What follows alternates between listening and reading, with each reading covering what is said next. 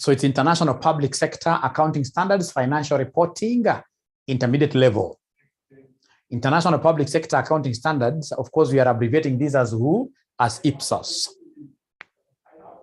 Now, the key word that we need to underscore here is the word public sector, public.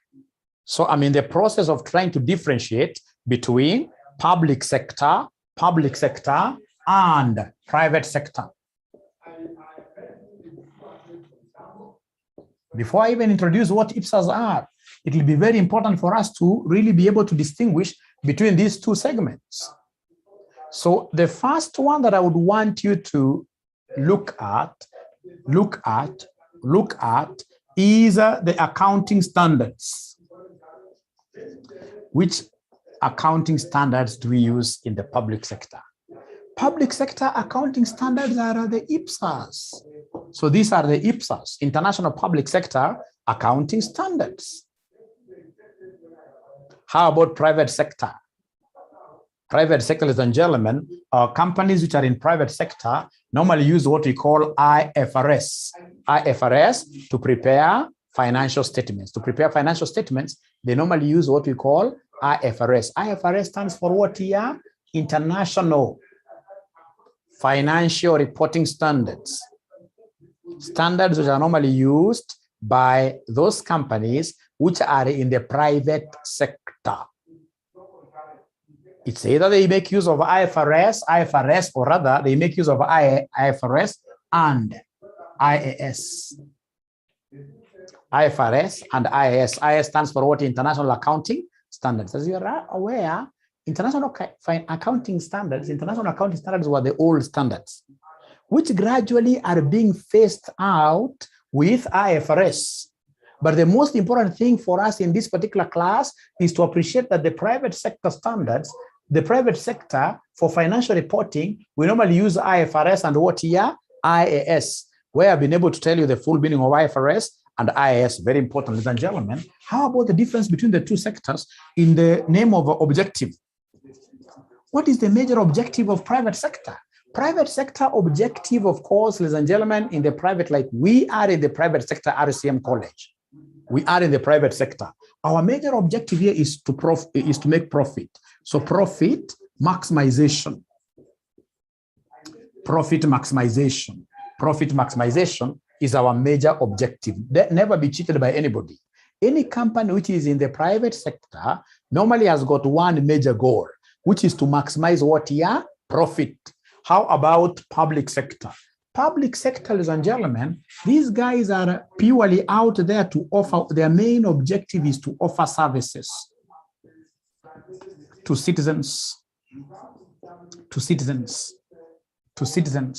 And that is why in the public sector, they always talk about the government, the financiers, getting what we call value for what here? For money. Value for money. That is why a body corporate, like for example, Kenyatta National Hospital, even if they were to make losses every year in, every year out, there is no way Kenyatta National Hospital can be closed. Why? Because of value for money. The value really here is to offer service. So long as you're able to offer good service, then that is akin to the government making their profit now. So basically government here, which basically, public sector is more of government. So government does not have what here? Any profit motive. Of course, we know that there are those like parastatals, like what we call government businesses. But majorly, government is never out there to make what here? To make profit. So ladies and gentlemen, from there we go to the third difference. Who are the owners? Who owns? Ownership. Who owns, in this case here, the private sector, the owners of the private sector? We call them, who, ladies and gentlemen? We call them investors. We call these guys here investors. We call them investors. We call them investors. We call them investors, or who? Shareholders. Shareholders. Shareholders. How about public sector government entities? Nyinyi ndio mna own public entities. Nyinyi ndio mna own public entities. So, ladies and gentlemen, the public entities basically are owned by who? They're owned by citizens. wananchi. Wanasema wananchi ndio wenye inchi, citizens. Of course, in this case here, citizens, as much as you're saying that we are the owners, we can't run to KRA, for example, a government body, and then you sit down there saying that, you know what, now today I'm making myself a director. No, there is our agency. So in this case here, we have our agency. The agency is the government. Agency is the government. These are our agents. These are our agents. Agency is the government, like that. Great. Are we together up to there? Are we together up to there? Are we together up to here? Are we together up to here? Are we together? Are we together up to here? Are we together? I'm trying to look at your comments. Are we together up to here? Victoria says yes. Victoria says yes. What about the other students? Are we together? Are we together? Are we together? Are we together? Nafsa says yes, at last. Nafsa came in. Very good. And then now we have the funding. Thank you very much. We have the funding. Funding. Who finances, ladies and gentlemen, who finances in this case here? The private sector. The private sector is financed by the owners. The owners, the shareholders. The shareholders. The shareholders. The same case in this case here with the public sector. Public sector is also financed by who? By the owners, by the citizens, by the citizens, by the citizens, through, in this case here, are the taxes we pay.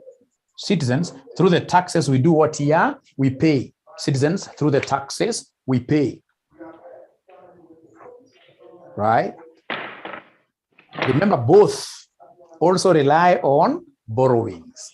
Both. You will get, in this case here, government agencies borrowing heavily from the local and international market. The same case with private agencies like EABL. You always get them borrowing locally and what here? Internationally. Locally and internationally. Right?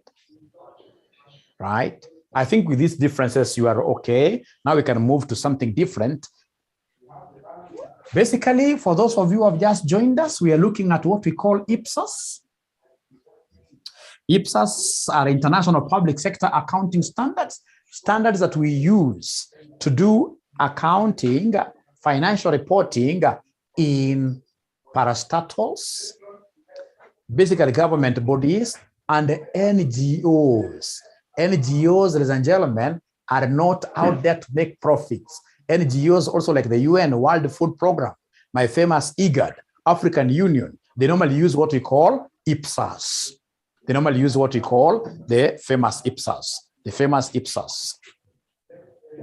Now, the first thing that you need to understand is this. Initially, all those bodies that I've just mentioned here never used IPSAS. They were using what we call cash basis of accounting. Cash basis of accounting. Is there anybody who works for the government or a government body? Anybody who works for government or a government body here? I'll not ask you a tough question. I just want to know whether there is anybody who works for government or a government body. Could be government business, a parastatal. You simply say Y for yes. Mecha says yes. So I don't know, Mecha, whether the organization you're working for, have you adopted IPSAS? Have you adopted IPSAS? Have you adopted IPSAS? I want to believe yes. I want to believe yes.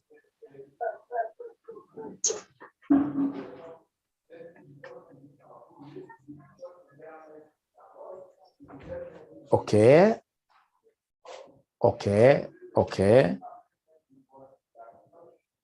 You know, bodies like, for example, Kenya Power. You know, Kenya Power is a government entity, but it has what? It has a profit motive. So long as you are looking for profit, even if you are a government entity, then you shall report using what we call IFRS. You shall report using IFRS. But if you are there, like most of these hospitals, Mbagathi, Mama Lucy, they are not after anybody's profit. Then in this case here, they must report what we call, they must report under what we call the IPSAS. IPSAS. And the IPSAS, ladies and gentlemen, even before I talk about IPSAS, initially this, like Mama Lucy, they used to call, to use what? They were using what they call the cash accounting. Listen, and the cash accounting, like now we are RCM here. RCM, in most cases, we have our students paying our fees in the form of installments. So then what we shall do, if, for example, we have a student A, B, C, D, they have made promises to pay us. What we shall do under the accrual model, even if you haven't paid our fees, even if you not end up paying our fees, us from our side will count it as what he has earned. So assuming that this year we have earned 12 million, right? But at the end of the day, some students, of course, will be able to run away. At the end of the day, we shall be paid something like 10 million. 10 million. So 12 million versus what here? Somebody 10 million. Now, listen and listen to me very well. If, for example, a company is using cash accounting, they'll only account for revenues over how much? What they were paid, the cash they received. They'll only account for 10 million.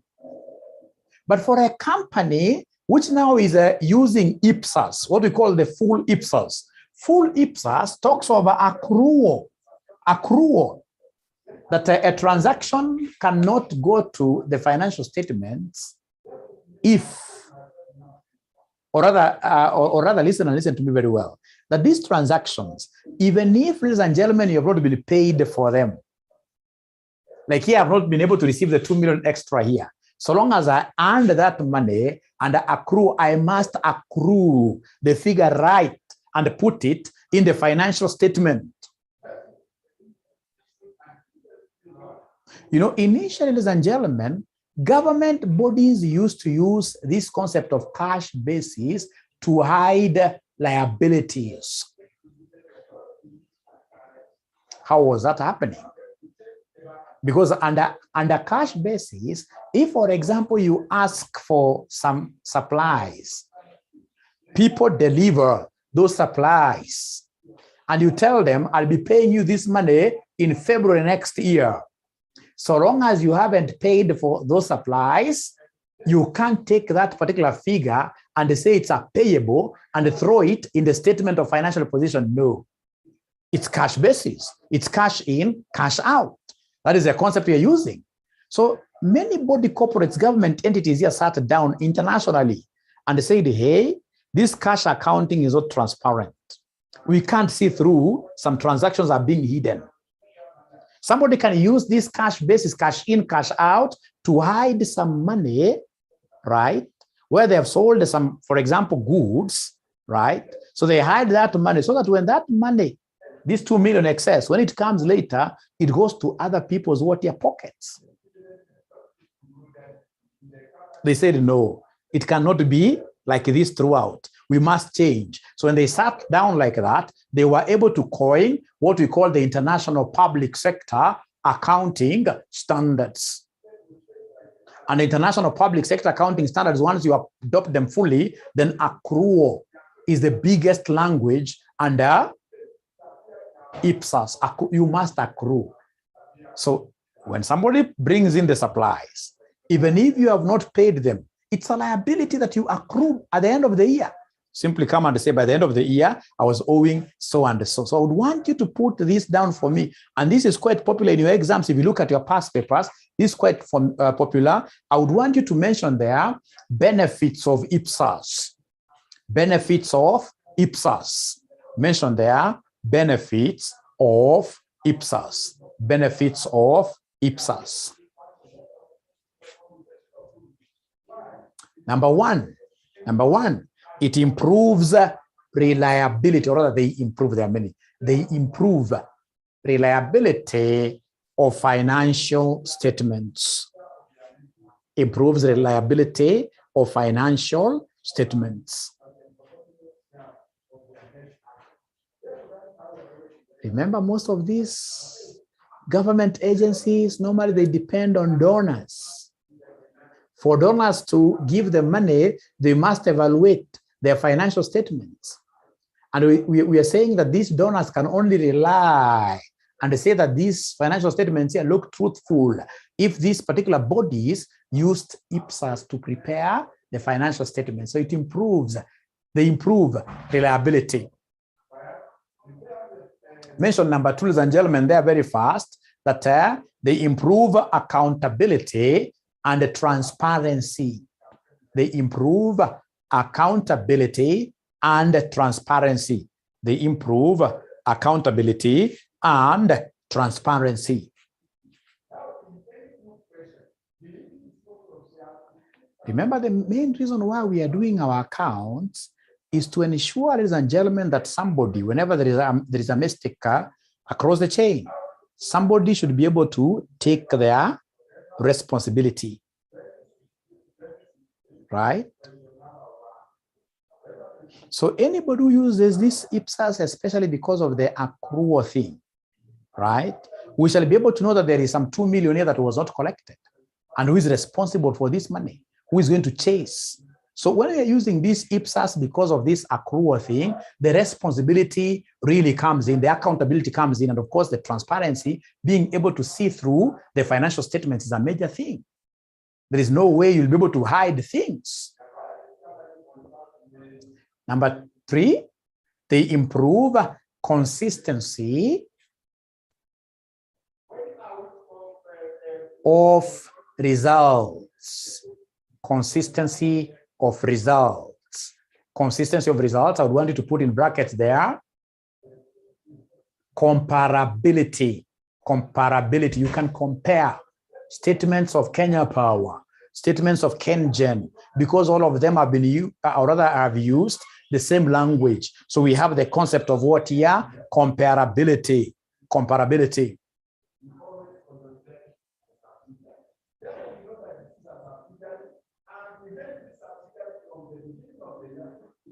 They help in decision making. They help in decision making. They help in decision making. They help in decision making, yes.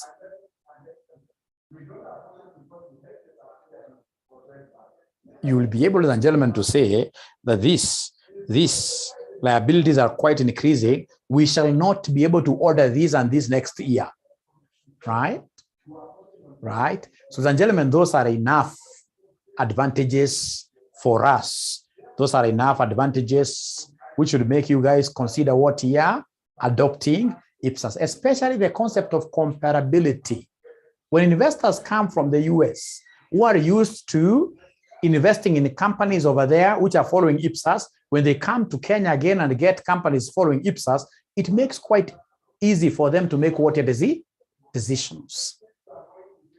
Because they'll be able to compare organizations and say, hey, this is quite small, we don't want this. This is quite small. So anything that has got advantages has disadvantages. Like this mwalimu here knows how to teach quite a lot, yes. But because of that, my biggest disadvantage is that I may miss classes, right?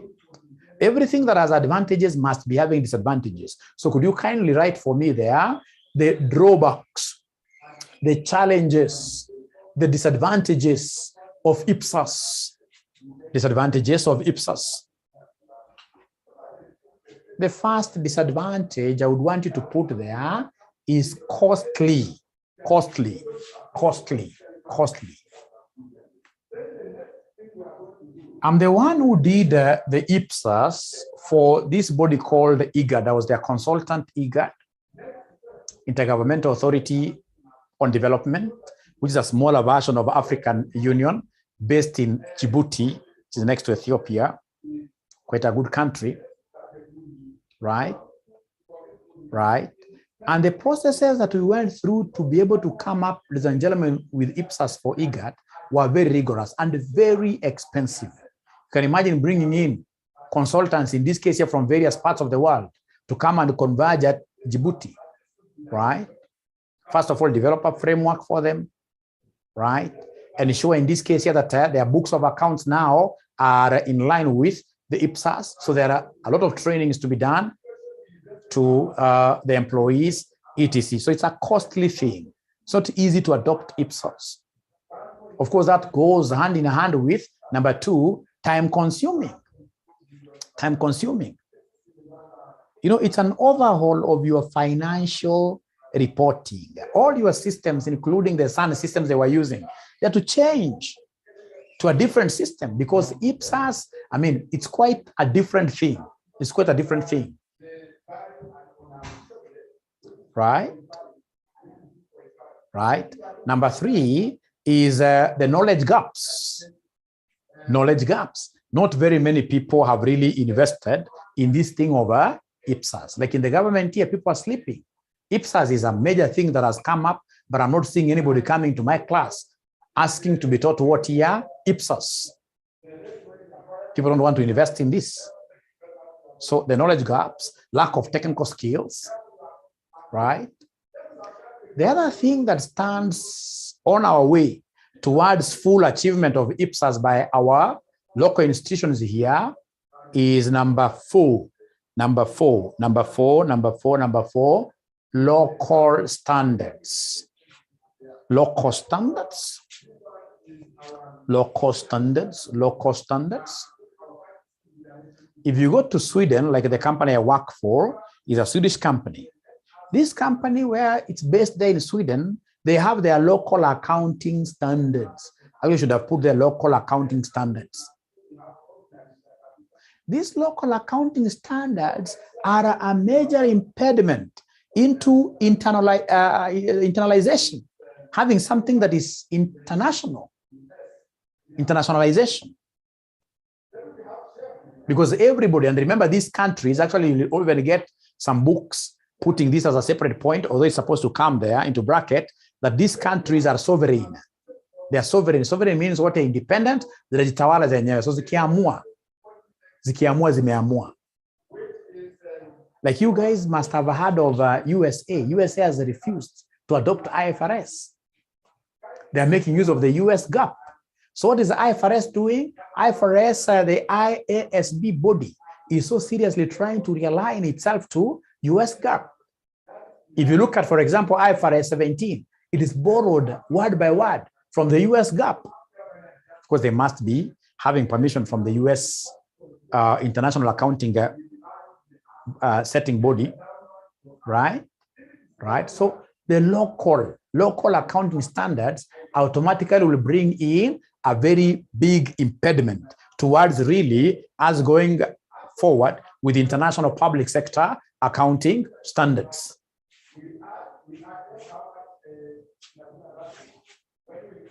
Language barriers, language barriers, language barriers, language barriers, ladies and gentlemen. If you want to have, right, accounting standards which are international is going to become a major issue. Why? Because it's going to become quite difficult. Like now, China has told their people not to learn English, right? So then that will be again a major block in terms of what here, international comparisons. You can't do comparisons of entities which are in different what here countries.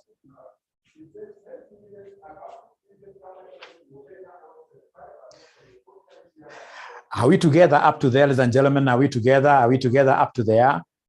Are we together up to there? Are we together? Are we together? Are we together? Are we together? Please be fast in making replies. Are we together? Are we together? Are we together? Thank you very much. Now we go straight away to what we call IPSAS 1, International Public Sector Accounting Standard 1, IPSAS 1. And please, it's important that you guys get to understand these public sector accounting standards, because I would want most of you, if not all of you, to work for government. The government has really improved their salary structure, and yet the work over there is quite nicely structured as compared to some of the jobs which are in the private sector. Are you aware that currently you can get an accountant in government who gets 350,000, 350,000? Are you aware of that? Are you aware of that? Paul is saying no. Things have really changed in government.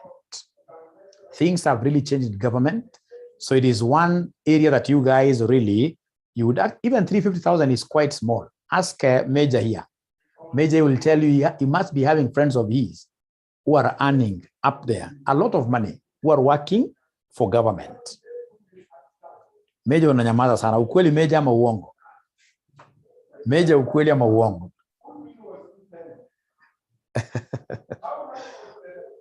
Major ameamua kunyamaza. Major ameamua kunyamaza. You'll be surprised. They are slowing. No. Government, you are joking, my friend. Government, some of the bodies in government are adopting even most current accounting reporting tools.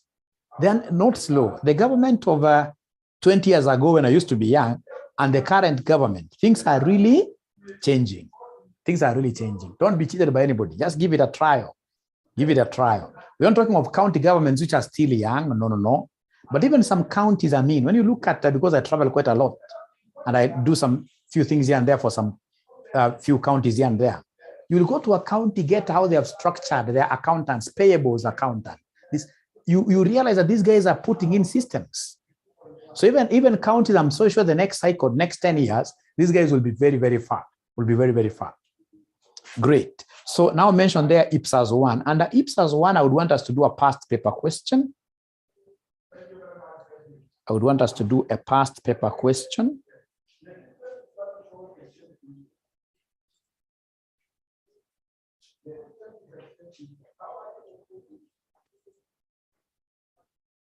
It's May 2015. I hope you have your past papers.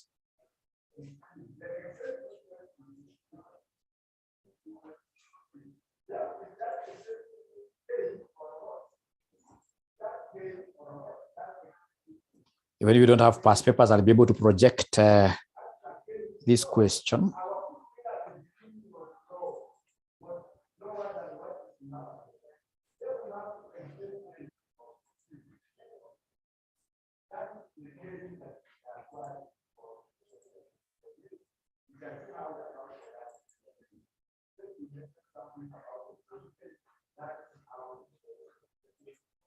Just a moment, let me just download this again.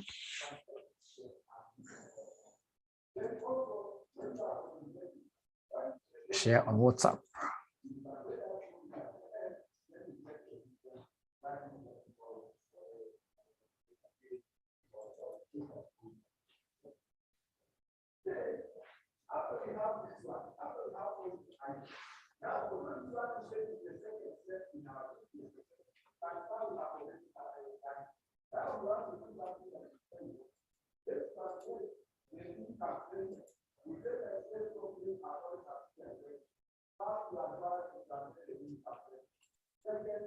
So please let me know whether you are able to see my screen. Kindly let me know whether you are able to see my screen. Respond very fast. Are you able to see my screen? Are you able to see my screen? Are you able to see my screen? Are you able to see my screen? Yes. Thank you very much. Thank you very much. So this is this question which came from the pilot paper, September, actually September 2015. September 2015, question number 5, boy. September 2015, question number 5, boy.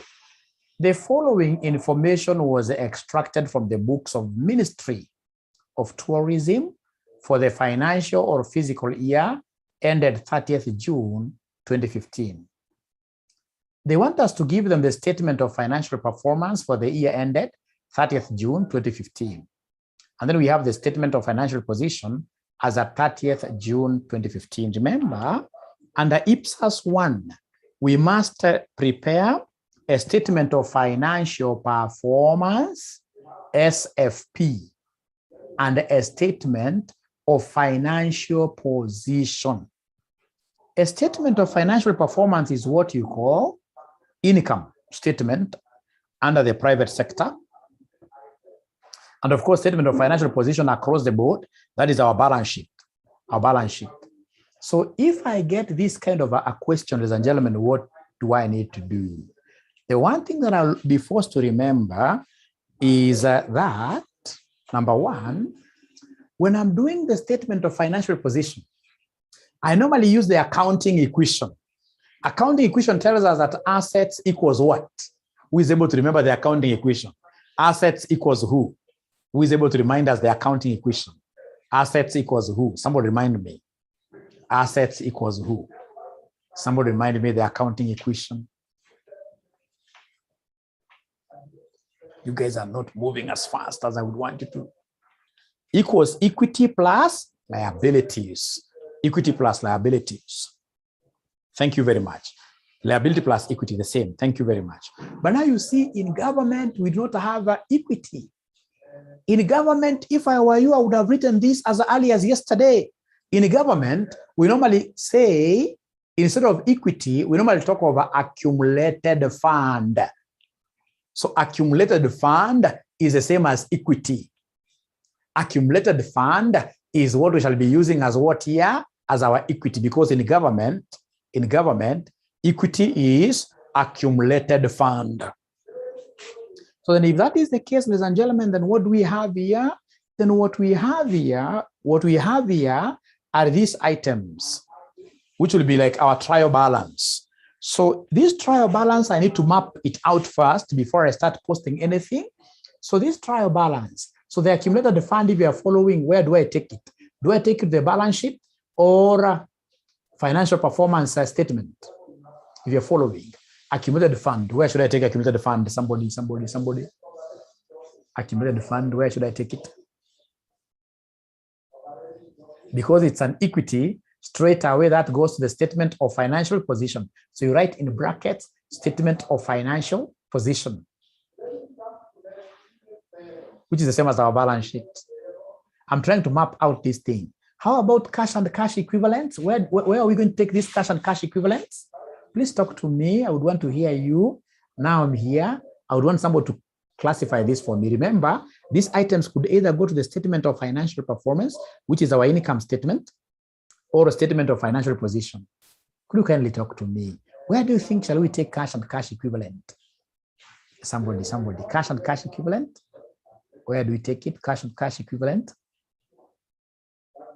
Is it a balance sheet item? Is it a balance sheet item? Is it a balance sheet item? Is it a balance sheet item? Is it a balance sheet item? Yes, financial position. Thank you very much. Financial position. Thank you very much. Thank you very much. So I hope you have written there position. How about receivables? Receivables will automatically go to position, not performance. Inventory will go to statement of financial position. How about transfers from the exchequer? Transfers from the exchequer. Remember, exchequer is the government's wallet. The government's wallet is what we call the exchequer. Exchequer. Out of this exchequer, all the government monies must be banked in the exchequer account, and it is the same exchequer that disburses. So in this case here, we have received something from exchequer. So this cannot go to. Aldrin, you can't see me because I'm projecting this to really do what here to be able to explain to you, right? So we have here transfers from the exchequer. This is a financial performance item. Financial performance item. I'm trying to map out. From there now we have the next one, which is fees, fines, and licenses. Who issues licenses? It is the government. When they give you a license as a business, what do? You have to pay them money. So this is an income. And if it's an income, I will take this money to the statement of financial performance. Somebody please try to talk to me. How about the next one, liability for long-term benefits? Why should I take liability for long-term benefits? Where should I take liability for long-term benefits? Please, if you want to benefit maximum layout of Zoom, try to be aggressive in Zoom in terms of giving us, even if they are wrong. What shall I do to you? What shall your colleagues do to you? Just be active. Liability for long-term benefits. Where do you think in this case here shall we take this? Do we take it to the statement of financial performance or the statement of financial position? Please, how I wish I had 16 answers, including myself. I should be able to respond.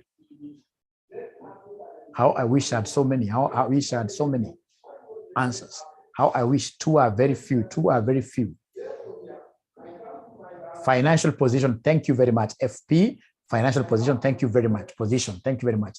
The same case with this long-term borrowing, isn't it? Long-term borrowing will go straight away to financial position. I like the next one, finance cost. Where do we take finance cost? Is it performance or position? Is it performance or position? Please concentrate 100% here and ensure that you are giving us answers. Ensure that you're giving us answers. Ensure that you're giving us answers. Finance cost, these are the same as interest. Where do we put them? Where do we put them? Where do we put them? Where do we put them? Where do we put this? I'm not seeing my students. Only 4. I cannot accept this. I can't accept this. You see, like last semester, we produced the best student, right? Lady accountant, the best student combined section 5 and 6. I invited that lady to come and speak to the section 5 students that I have last week on Friday. No, not last week. This week on Friday. And one thing that this lady spoke about, which was very true, Mary Njoroge told colleagues that if you want to survive very well, make sure that you are very active in Zoom. Don't wait for answers from others. Type there. Give us something. Finance cost, this is an expense. It has to go to the performance. Let me see what they said. Thank you very much. Performance. Please don't write SP. You know, both of them are SP. Both of them are SP. Statement of financial performance. Right. Statement of financial position. Right. So performance. Thank you very much. This one, we can even bet they'll not be able to get this right. Supplies and consumables used. If you want one touch passing, just concentrate here. Consumables, supplies and consumables used, performance or position. We start by mapping. I can see 2 students and they're very consistent, those 2 students. They're very consistent, those students. The students are not seeing here totally. How I wish, as I change my battery here, I could get like 16 people having tried. It's just about trying. You don't have to get it right. Even if you get it wrong, so what? Even if you get it wrong, so long as you've tried. That is the most important thing. So long as you do what? So long as you try. So long as you try. That is all that we are asking for.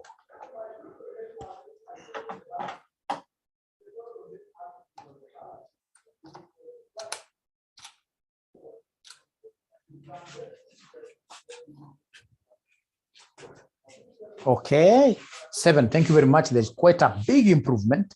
Well, because these are consumables, these are expenses, performance. Thank you very much, Mweni. Thank you very much. Remember now we are talking of Ministry of Tourism. So you must think the helicopter way. Thank you very much. So what do you think of wages and salaries? I'll be able to summarize this very fast. Wages, these are yearly expenses. So they have to go to performance. Other expenses, performance. This one, they'll not be able to get it right. Please talk to me. Transfers from other ministries. Where do I take transfers from other ministries? Somebody talk to me. Where do I take transfers from other ministries? Where do I take transfers from other ministries? First of all, what are they? Remember, these ministries keep on exchanging money. Right? So they've gotten money from other ministries. Performance, thank you very much. It's a receipt. Remember, statement of financial performance is all about receipts and what here? Payments. And then we have transfer to other ministries. What about transfer to other ministries? Who is able to run away with this ball? Transfer to other ministries. Where do we have it going? Performance. Thank you very much. The next one is a tough one, and I'm not seeing men talking. The next one is computer equipment. Computer equipment, where shall it go? Position or performance? Please, don't expect everybody to give me the answer. Don't write FP, please. If you write FP, both of them are FPs. Position. Thank you very much. How about vehicle, or rather, computer equipment are what? These are assets. The same case with vehicles, they are assets. Land and buildings, they are assets. They'll go to position. How about revenue from exchange transactions? How about revenue from exchange transactions?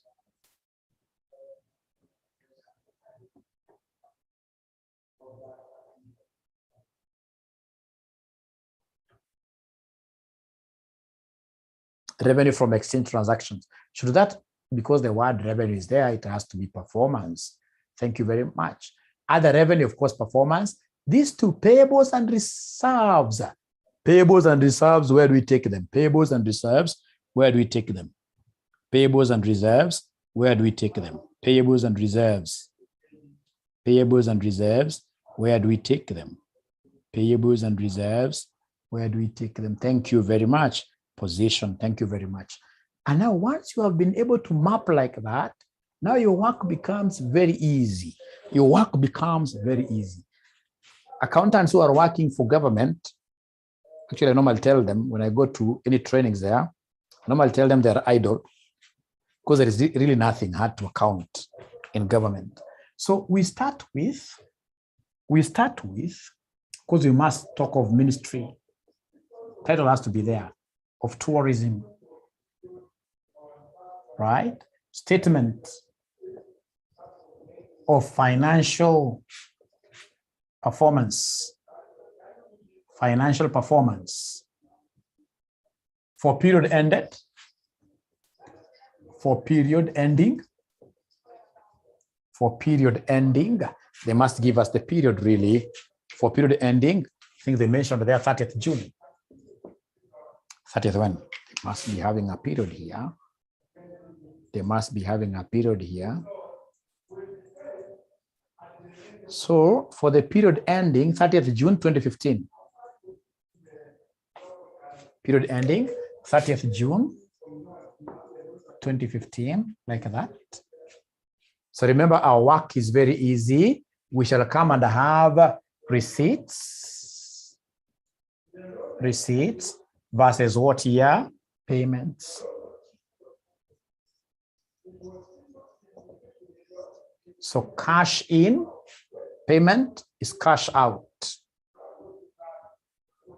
And then now you go to your map. I hope you remember your map. I hope you remember your map. I hope you remember your map. So you look for the items of statement of financial performance. The first one, of course, is position. Is not performance. Even the second one is position. Even the third one is position. Inventory, this position. Transfers from exchequer, 1875,000. So transfers from the exchequer, should I put that under receipts or under payments? Of course, you had mapped. You had mapped. Is it a cash inflow or a cash outflow? Remember, receipt is cash in.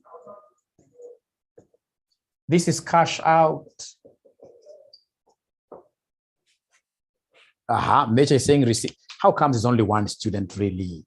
Suzy, thank you very much. Even if you are wrong, but at least you see, transfers from means that you are receiving the money. Money is coming from other. From other. It's coming, it's a cash in. Suzy, are you able to see it's a cash in? Are you able to see it's a receipt, Suzy? Susan, yeah, thank you very much. So transfers from other ministries.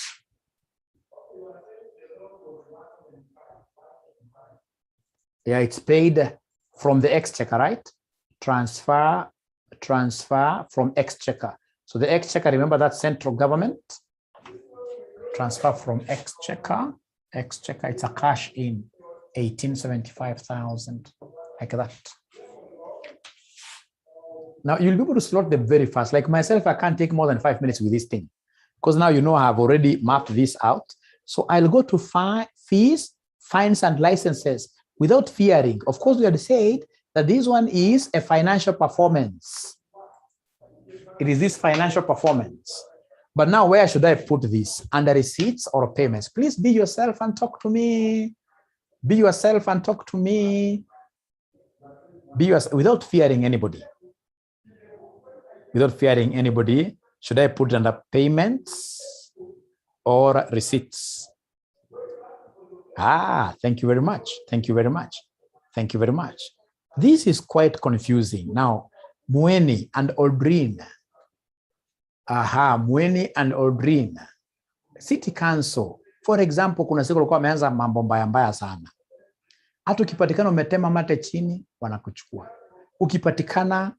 Ukipatikana umeangusha karatasi chini, wanakuchukua. Unaona? Government doesn't pay for their licenses easily, trust you me. Government's main work is to give people out there, right, licenses for those people out there to operate, permits, etc. So we're giving out licenses and then we receive money. We receive money. So don't look at it like the government is being fined. It will be very hard for the government to be fined. Right?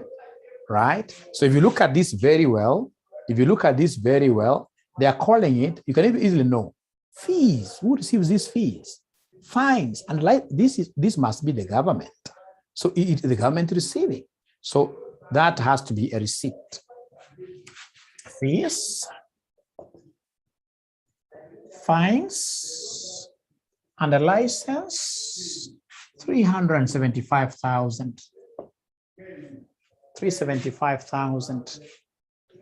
So Aldrin, are we in agreement regarding this, or have forced you people to write it there? Oh, Mweni, thank you very much. We're in agreement. In agreement. Thank you very much. Thank you very much. That is the kind of class I want, where we argue. We are not, if I know that we are here just to copy, I would rather be making videos for you. I would rather be making videos for you and then sending, which will be very bad, right? Now, the next one, of course, we had mapped liability. We said liability is for their position. Finance cost, the interest. Where should I put the interest under performance? Is it under receipts or payment?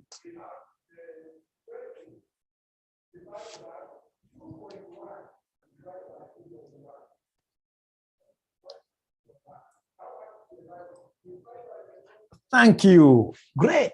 Because you know, it's government that borrowed. Now they're required here. They borrowed from Chinese government. Now they're required to pay. It's finance cost. So finance cost is a payment. Mention their finance cost. How much? It is 75,000. Finance cost is 75,000. Now, ladies and gentlemen, after that, what else? After that, we have supplies and the consumables used. We expense them. 300,000. So I'm expensing this because I used. So we have supplies and the consumables. Anything used can never go to the statement of financial position. Supplies and consumables. And the consumables used 300,000. 300,000. 300,000. 300,000. So supplies and consumables use 300,000. Then we have wages and the salaries. So wages and salaries, of course, this will be affecting my financial performance. But where? Under payments or receipts? Payments or receipts?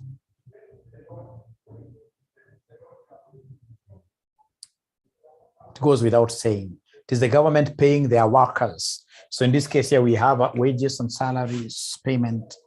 Wages and salaries. So wages and salaries, what do we have? Wages and salaries, they have given us a figure. Wages and salaries, they have given us a figure. Wages and salaries, 750,000. And ensure that we get our figures right, please, and ensure we get our figures right so that our position, financial position, will be able to balance. After that, the next one is other expenses. Other expenses, 900,000. That one I should not even ask you a question about it. I know it will be a payment. Other expenses, 900,000. 900,000. Then we go on to the next one. The next one, ladies and gentlemen, here is called the transfers from other ministries. Could you kindly talk to me as regards transfers from other ministries? Please talk to me. Please talk to me. Please talk to me. I can see something coming in. I can see something coming in from other ministries. We are receiving, we receive it. Transfers from other ministries. Just like how a good goalkeeper, like the goalkeeper in this case here of Arsenal team, isn't it? And you simply catch the ball. It's a receipt. It's a receipt. Right. So transfer from other ministries. Thank you, Isaiah. Yeah, we call them receipts. Thank you very much. Great. So in this case here, how much? How much is this? Transfers from other ministries. Please, you guys are younger enough. If I lose out on a figure, 37,500. 37,500. And then now also in the period, our president asked us to make some transfers to other ministries. So we have here transfer to other ministry. It goes without saying that this 375,000 is a cash outflow. Transfer to other ministries. Transfer to other ministries. 375,000. It's a payment. Thank you very much, Isaiah. You've just joined us, and I like your vigor. From there, we have computer equipment. Of course, we said computer equipment, this cannot really go to performance. This is something that will be outstanding at the end of the year. It has to go to the statement of financial position. So we have land and buildings. Revenue from exchange transactions. Revenue from exchange transactions, where do I take this really? Revenue from exchange transaction. Revenue from exchange transaction. It's a receipt, isn't it? So revenue from exchange transaction. Revenue from exchange transaction. Thank you very much. So revenue from exchange transaction, what are we getting here? It is 75,000. 75,000. 75,000. 75,000. Now, I would want to make myself clear. IPSAS, initially, like UN, they used to get a lot of money. Like IGAD, where I did some consultancy about this IPSAS, they used to get a lot of money from their member countries and the friends of IGAD, the donors, basically. So they used to lump everything together under receipts. And then IPSAS knew, no, there is something wrong there. For transparency, would want to even encourage these particular organizations also to work hard. You can't just say that you are UN, that the whole year you don't work at all as UN. You're only waiting for donations. So we say that automatically revenue should be divided into two. Even if it's zero in the category, just show 00. So as such, we have revenue, which will be getting from exchange transactions, revenue that will be getting from exchange transactions, and then we have revenue from non-exchange, IPSAS 9 and IPSAS 23. Revenue from non-exchange, I'll start with revenue from non-exchange. Revenue from non-exchange, these are basically the donations we are getting. Donations we are getting. The fines we are imposing on people out there. They give us money. So they have given us money, and yet we haven't offered any service in return. That will be called revenue from non-exchange.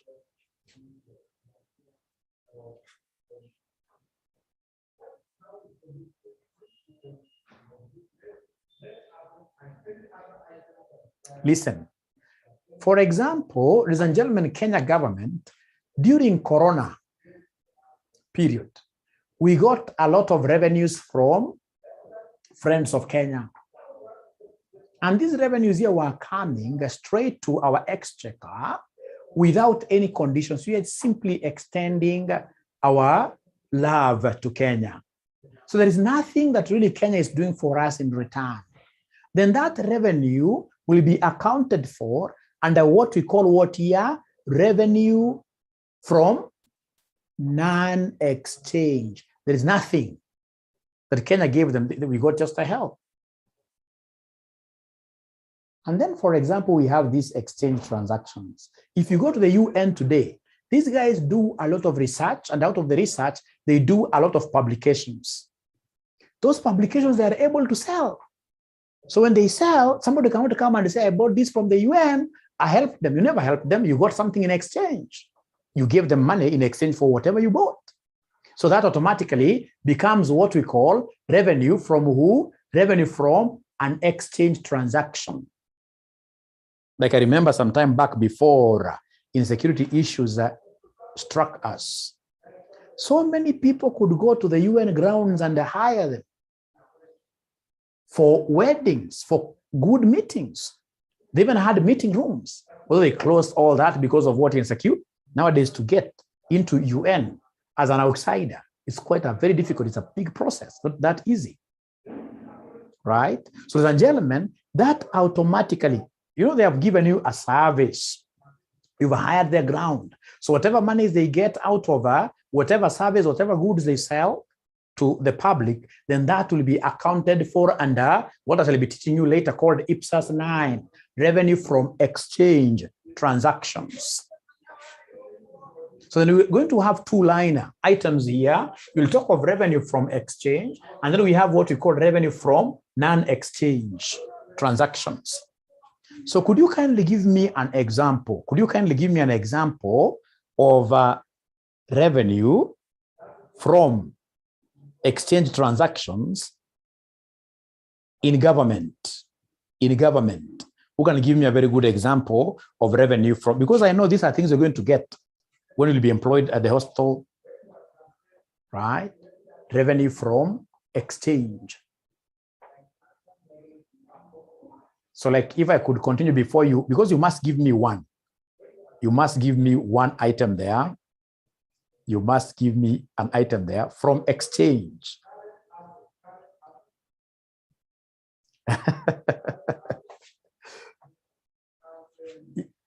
Imagine like in Kenya here, license will fall under non-exchange. Because fine, these guys give you permit.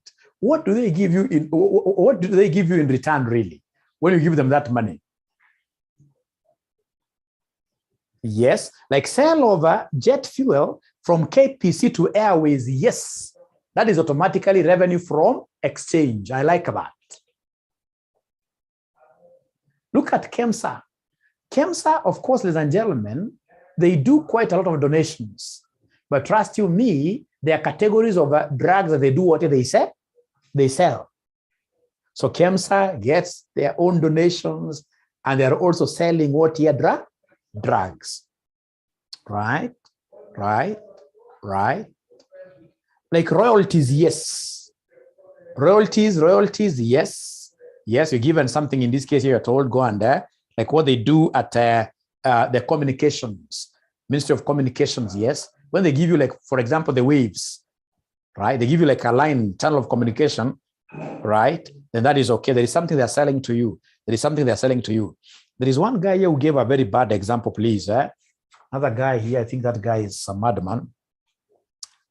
I don't even need to give you that example.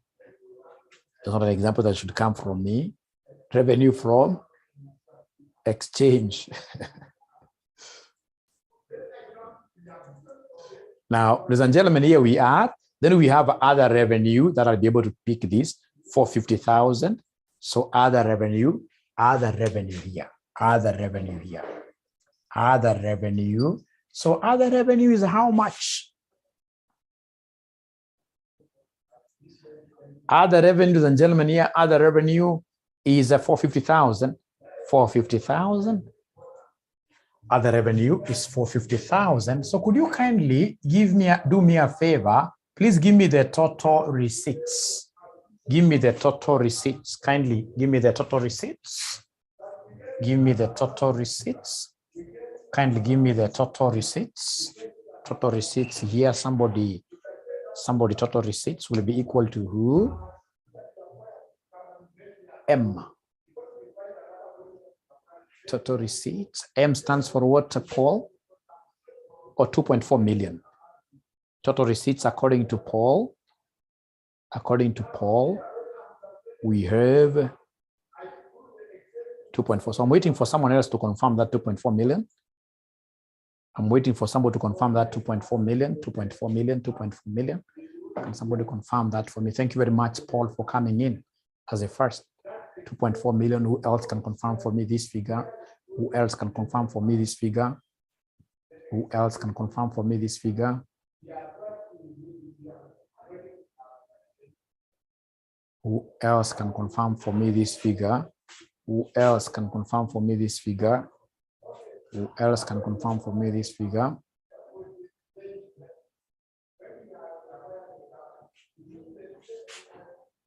$28,12,500. Suzy is saying, this 28 has been confirmed. 28,12,500. 28,12,500. That has been confirmed. So could you kindly go and take away these figures that are in brackets, the cash outflows? Please subtract for you to give me a surplus or a deficit. Please subtract for you to be able to give me a surplus. I died before. It's supposed to be a surplus. A surplus of how much? A surplus of how much?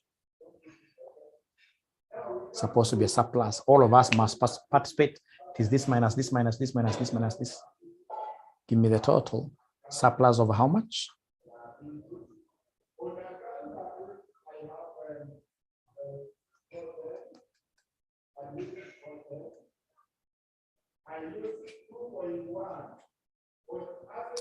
$412,500. Can somebody confirm the $412,500? $412,500. Thank you very much. Thank you very much. So please, we shall use this figure in our balance sheet and ensure that you will be able to remember it when we go to our statement of financial performance. And our statement of financial position. Can I rub this? Can I rub it? Can I rub it? Can I rub this? Can I rub this? Thank you.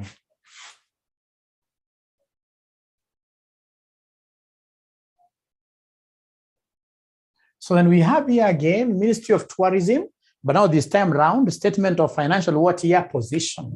Statement of financial position. As at, we don't talk of period ending. As at. So we have here as at. And then straight away, of course, ladies and gentlemen, if it is a financial position, we normally start with assets. And assets, we have non-current assets.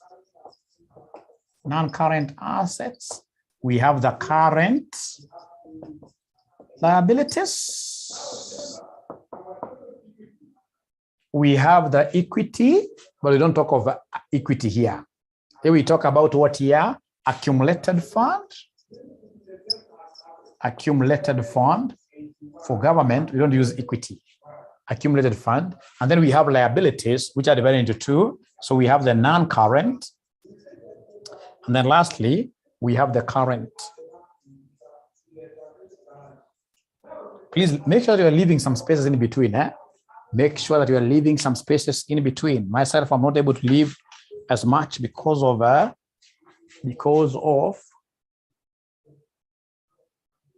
my camera. Because of my camera. Okay. So again, we go back to our question. So our question, ladies and gentlemen, what do we have here? Remember, we had already done the mapping. The students who have just come in, they are disadvantaged a little bit. We already have the mapping. So in this case here, we have accumulated fund. This we said is a straight away statement of financial position. So we have here accumulated funds brought forward.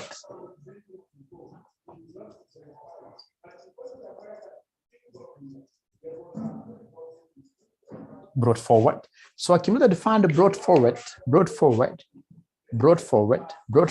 is 562, 500.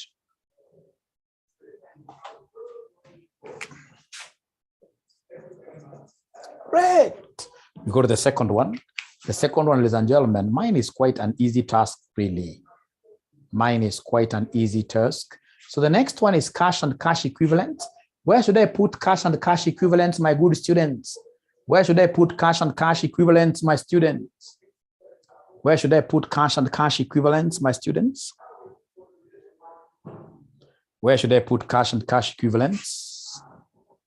I'm waiting to hear from you. I'm waiting to hear from you.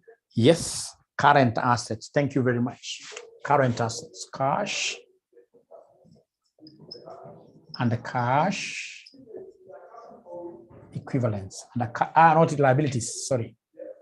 No. There is a problem here.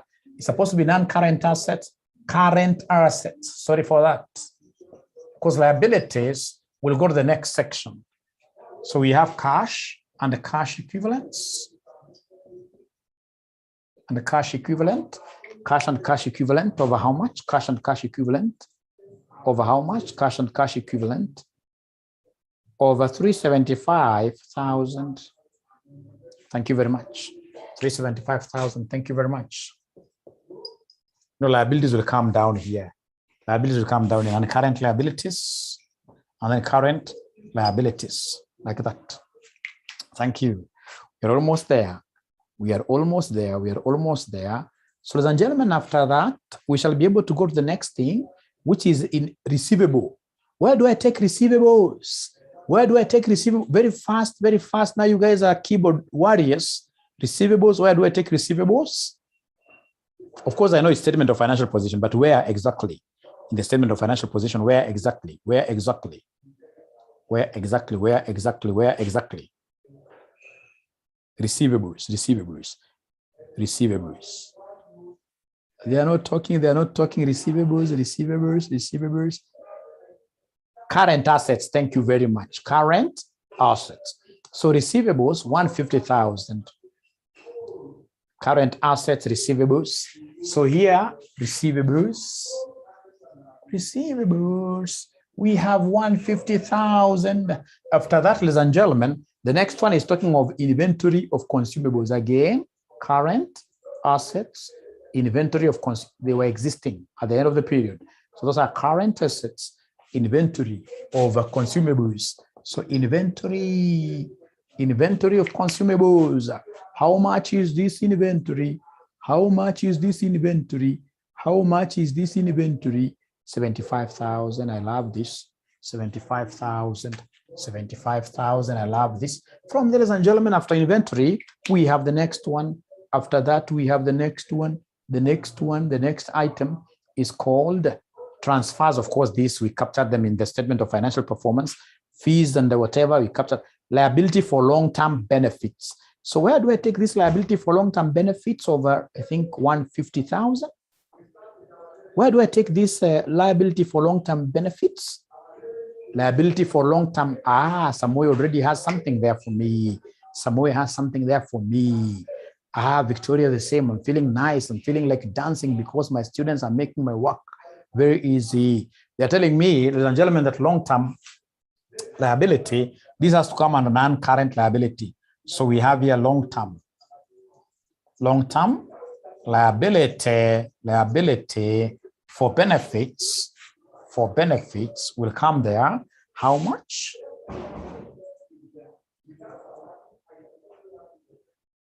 $150,000. Thank you very much.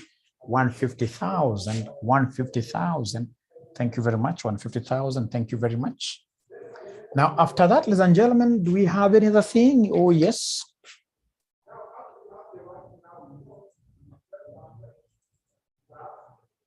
We have long-term borrowing. How about this long-term borrowing of 750,000?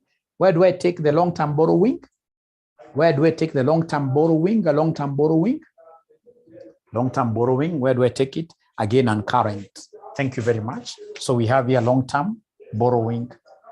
Long-term borrowing. Long-term borrowing over how much? Thank you very much.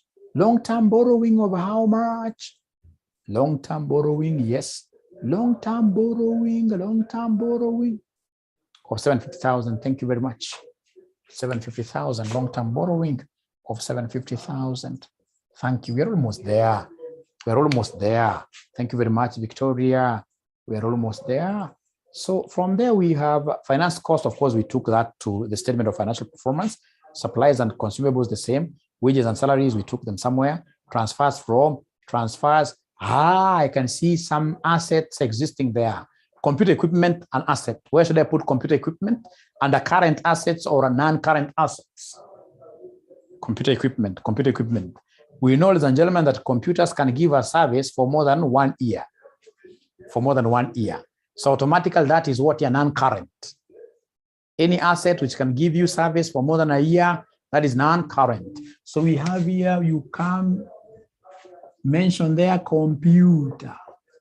So computer equipment.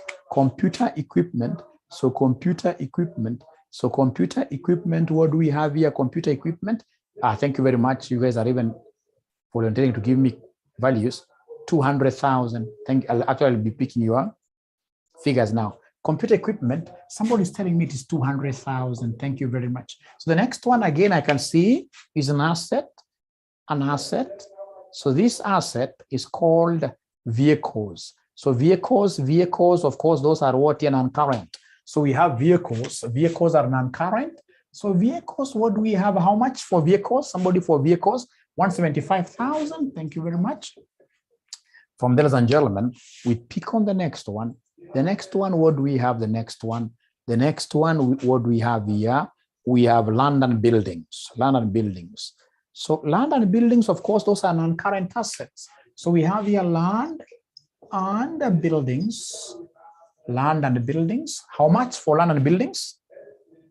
25,000. 25,000. Thank you very much. So the next one after land and buildings, the next one is called revenue. Of course, that is not ours. We have other revenue, not ours. Then we have payables. So payables, what do we have here? Where do I take payables? Thank you very much, Victoria. Payables are what here? Current liabilities. Under current liabilities. So under current liabilities, come and give us payables. Payables over how much? 375,000. Payables of 375,000. From there we have, thank you very much. From there we have, ladies and gentlemen, the last one, reserves. Yes. So where do we take the reserves? Reserves. Thank you very much. A reserve is an equity component. In government, you don't talk of equity. It is accumulated fund. Thank you very much. You should not even continue with this class. You guys are geniuses. So come and give us here reserves. Reserves over how much? 1350,000. Is there any other thing that you guys feel that you have left out, which will be very important here? Any other thing that you feel we have left out, but yet very important here? Very good. From performance. Surplus. So where do I take the surplus for the year? Where do we take surplus for the year?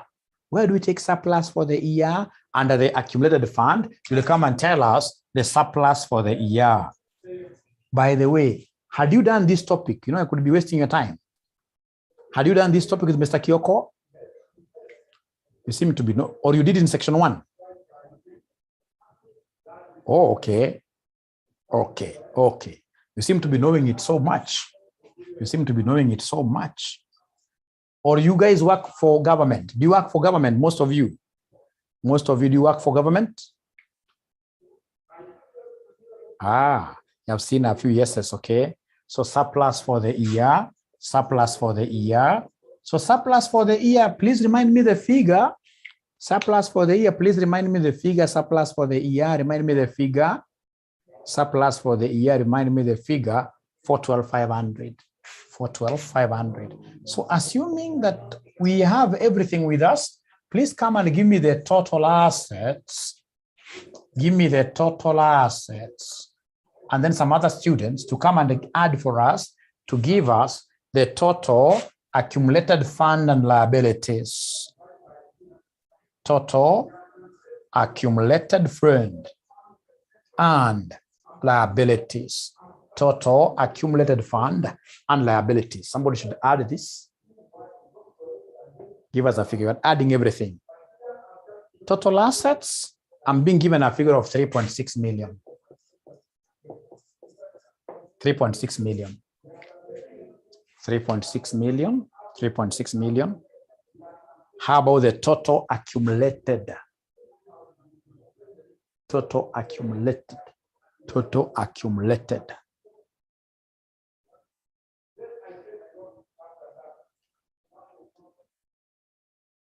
Is it 3.36 or 3.6 million? Please check again. 3.6 million. So somebody, please confirm. Please confirm.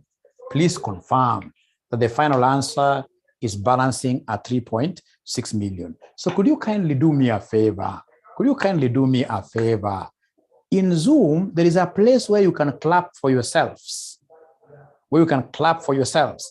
So I would want, in this case here, somebody to clap for themselves, and I would also want to do that. We must know how to appreciate ourselves. We must know how. There's a place called reactions there. There's a place called reactions there. You must know how to appreciate yourself when this thing balances. You simply say, I like this. I like this. You even stand up a little bit, right? I said clap, and now here I am touching love.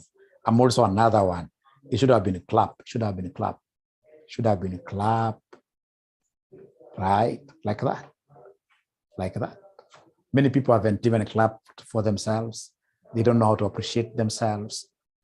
Right? We must appreciate ourselves. We must appreciate ourselves. Great.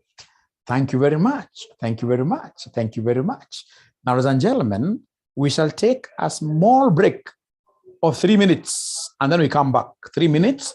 This is 15:31, so 15:34. So if whatever we got, I'm explaining again, if we got whatever we got here was a deficit on the other side, then the deficit automatically would have been subtracted from here. Thank you very much. Now, ladies and gentlemen, that takes me to IPSAS 24, which is very popular with your examiner.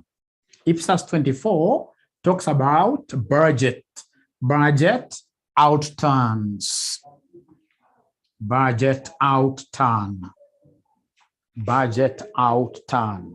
And for us to be able to appreciate how budgets are done in government, I would want us to look at December 2013. December 2013, I'm so sure you don't have this question. I'm so sure you don't have it. Do you have it? Do you have it? December 2013. December 2013, do you have it? Do you have it? I've sent something on your WhatsApp. I've sent something on your WhatsApp. Please tell me when you are able to see it. Tell me when you are able to see it.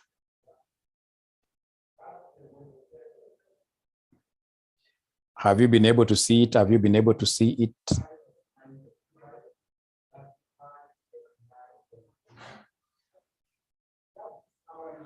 The other option will be for me to see whether I could fetch it from my email and share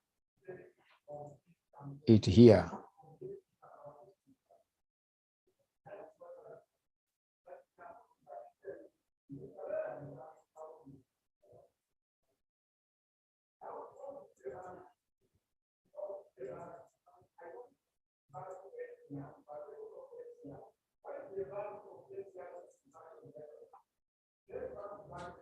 It's not yet come. Give me 1 minute. I see.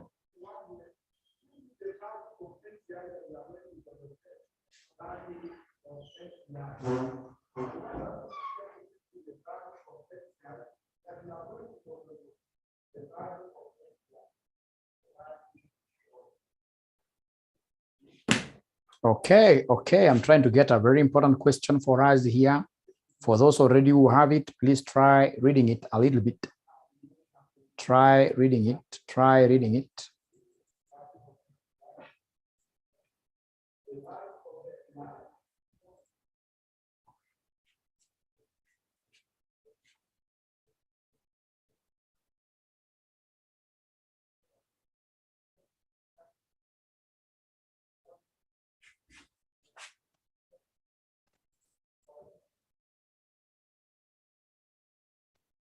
Great.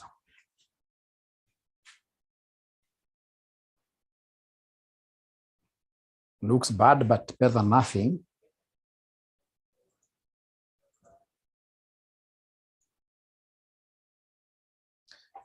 Great. So you can see, ladies and gentlemen, like now here, they told us in part A, and this is very popular, with reference to International Public Sector Accounting Standards, IPSAS, explain 4 benefits that will accrue to your country from adopting IPSAS.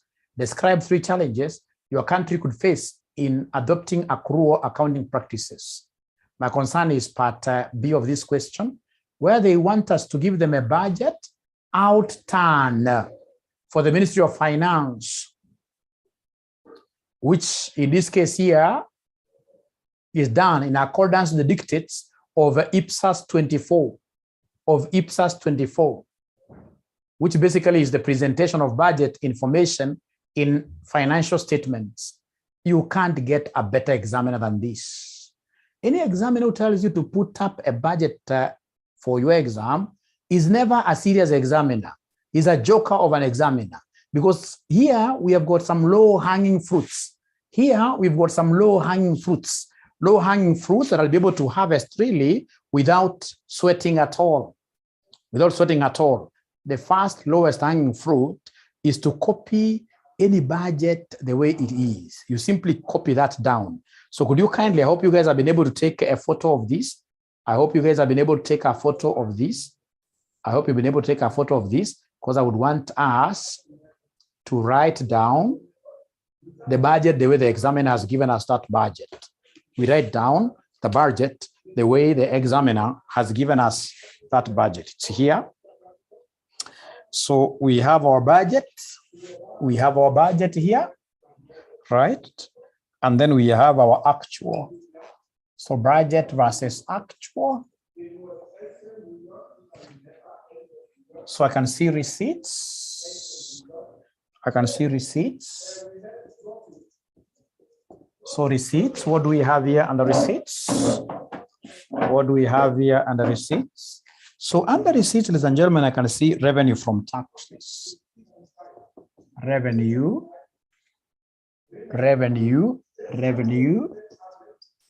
from taxes. We have 600,000 here. And then we have 552,000. 552,000 for the actual. And then we have borrowings. National government. From national government. So we intended to borrow 400,000, but we ended up borrowing 380,000. We could only get 380,000. 380,000. From there, ladies and gentlemen, we have borrowings foreign. From out there, borrowings are foreign. Borrowings foreign. We have 160,000, and then we have 320,000, like that.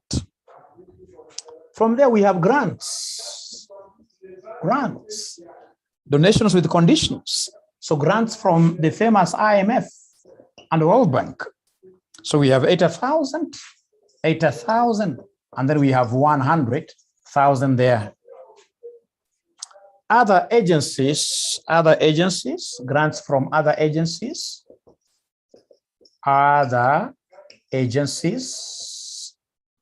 60,000, 64,000.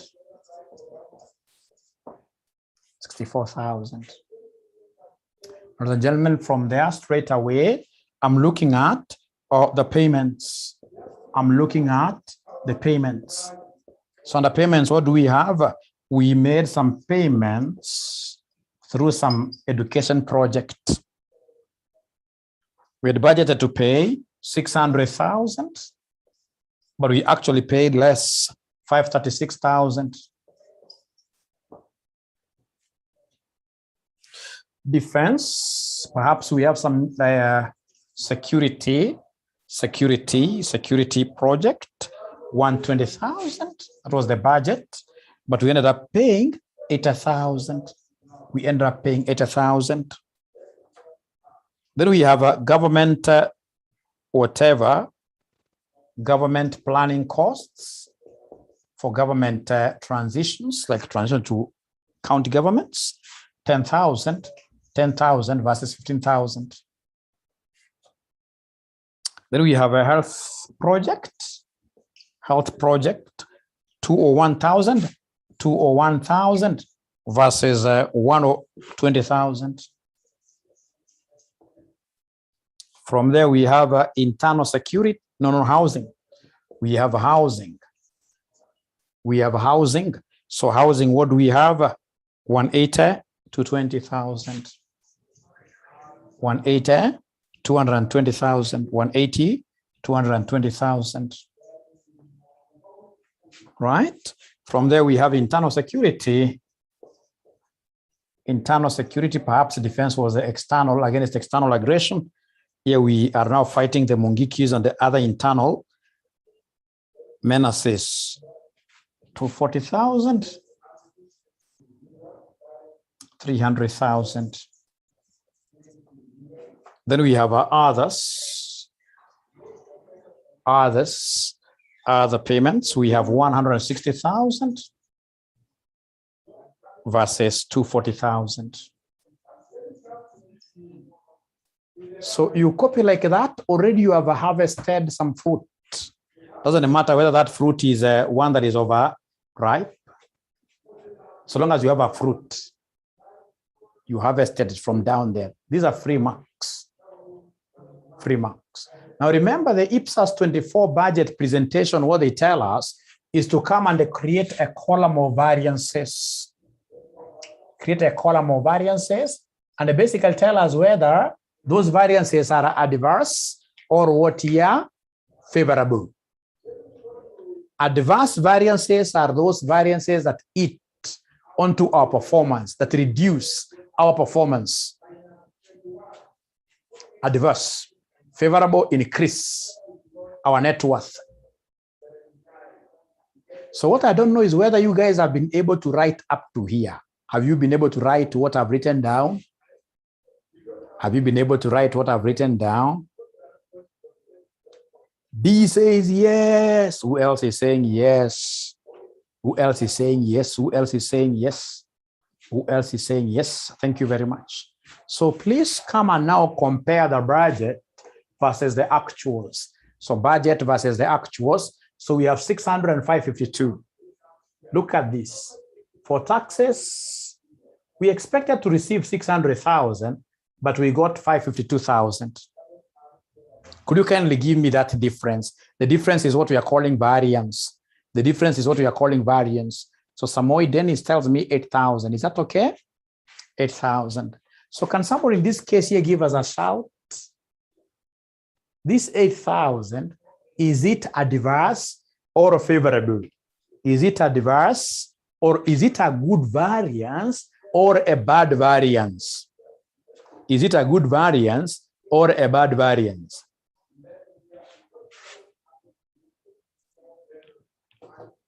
Good or bad variance? When he says bad. No, I'm not asking for the second one.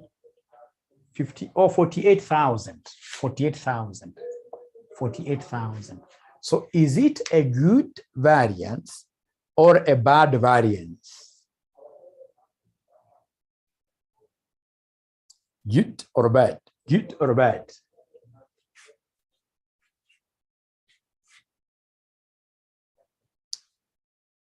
Why good? Because I'm seeing a problem. Had budgeted to get more. Had budgeted to get 600,000, but I fell behind my target.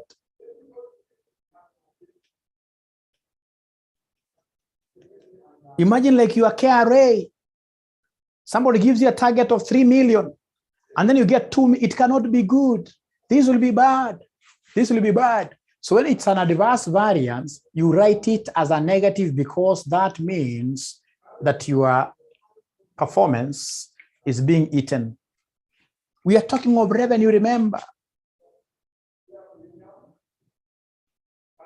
Let's come to the second one, revenue coming in. We had projected to borrow from the national government 48,000, but 400,000 it mean. But you only got 380,000. What is that difference? 400 and 380,000. What is that difference? 20K. So is it adverse or favorable? Bad again. Remember the adverse you're talking about is this one here, adverse. Adverse like that. So listen and listen and listen. For receipt items, when you are getting variance for receipt items, listen. When you are getting variance for receipt items, you normally take actual minus budget for proper interpretation. For proper interpretation, whenever you are getting variances of receipt, you always take actual. You always work with what we call ARB. For receipts, always it's actual minus budget. So like now you take 552 minus this, you get minus 48,000. To avoid those interpretations, whenever, ladies and gentlemen, you are getting variances for what? Receipt items. What have we said? It's ARB. It is actual minus budget. So like now this 380,000 minus 400,000, I'll just write negative like that. How about the next one? 320 minus 160? 320 minus 160. It's positive, isn't it? It's positive. It's positive. 160,000. So you don't write favorable. Here they don't want you to write like that, like management accounting. No, here favorable should be left as positive. Like now this is positive. I don't even need to interpret at all, because the more you try to interpret, the more confused you shall become. And if you become very confused in an exam situation, automatically you are throwing yourself under the bus. The bus in this case will even step on you as it goes towards Canaan. You'll not see Canaan. So don't really go into a lot of interpretations, no. So like now here, what I know, these are revenue item. Revenue item will be 100,000 minus, it's actual minus, it's AB. So 20,000 positive. Thank you very much. Please go to the next one. The next one, what do we have there? 4,000 like that. 4,000 like that. So then please come and give me the total here. Give me the total variance for the revenues. Total variance for the revenues. What do we have? Somebody minus 48 minus this plus this. 116,000. Is there anybody who is getting this? 116,000 positive like that. 116,000 positive like that. From there, ladies and gentlemen, now we go straight away to these payments. Look at education. Education, we expected to pay 600,000, but we ended up paying 536,000. Before we make any argument, could you kindly come here and give me the difference? This and this, kindly give me the difference. Right? Aldrin, give me the difference here. 64,000. So is it favorable or adverse? Is it favorable or adverse? But it's a payment. I'd thought I would pay more, but I paid less. So it's favorable, isn't it? But you see, the moment you go into those interpretations, I've taught this thing for so long, having taught AFR, which has got also this topic is in AFR. Trust you me, even at that senior level, still people don't like the interpretation. What they like is my shortcut. That for expenses, for purpose of interpretation, we always talk over BA. So it's supposed to be budget minus actual. To avoid those issues of interpretations, it's budget minus actual. So then we have here, this minus gives me positive 64,000. At times it's good to work like a fool. It pays dividends. So like now the next one will be 120 minus 80,000, which will give me what figure, somebody here?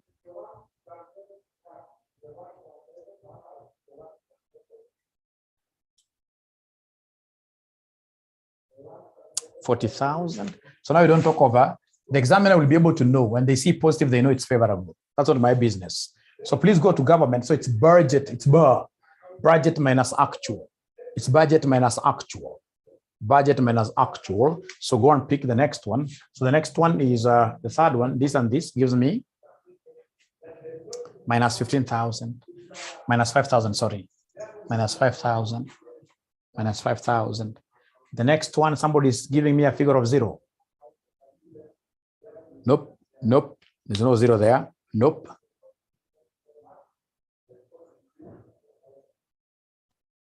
$81,000, Susie. 81,000. Negative, eh? Is it, why negative? Why negative some more? Remember here, it's bar. It is 201 minus 120. It's this. Because when you go to the payments, you must revert. You must reverse. For revenue, it's AB, actual minus budget. But for payments, it is budget minus actual. 81,000 positive. 81,000 positive. Go to the next one. How about housing? It is this. It will be minus something. It will be minus something. So minus 40,000. Minus 40,000. Go to the next one. Internal security. Internal security, what do we have there? Minus 60,000. Minus 60,000. And then you go to the last one. 160,000 minus 240,000 will end up giving us what figure, somebody there? Minus 80,000. So please give me the final total here for the payments. Give me the total final for the payments.